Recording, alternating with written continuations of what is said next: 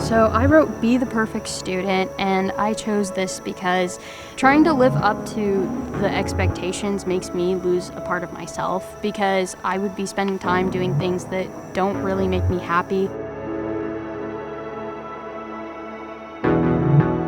I wrote like always win, like in the way like you can't always win. I wrote this because like I always like want to win, like every time I'm like playing a game or like basketball, I always want to like do my best and just win. If like we don't win, I like probably like put the blame on like someone else, like before myself, or like I like put so much blame on myself, then like I don't feel like I did anything right when there's like some things I could be doing right, and I could just learn from that like loss.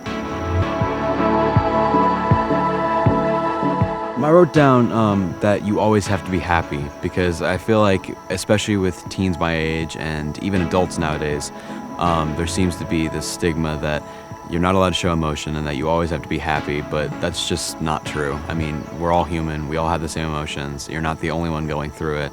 So opening up about that can really help you in any situation that you need help. I feel like it does everyone a favor to talk about their feelings and not just tell themselves that they're always happy, because obviously we're not always happy.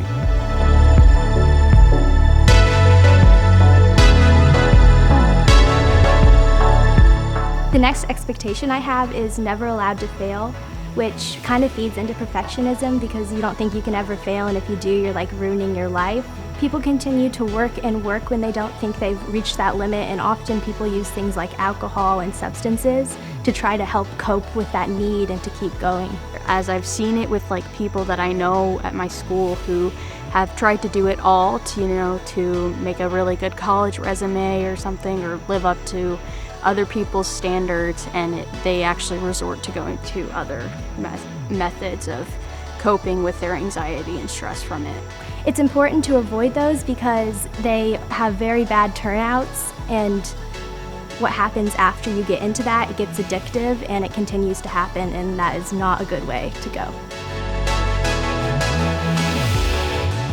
It's important to live true to yourself and not under the expectations of others, because you're your own person and you're not like everyone else, so what you do is unique to yourself, and if you're like everyone else, that'd be a very boring world.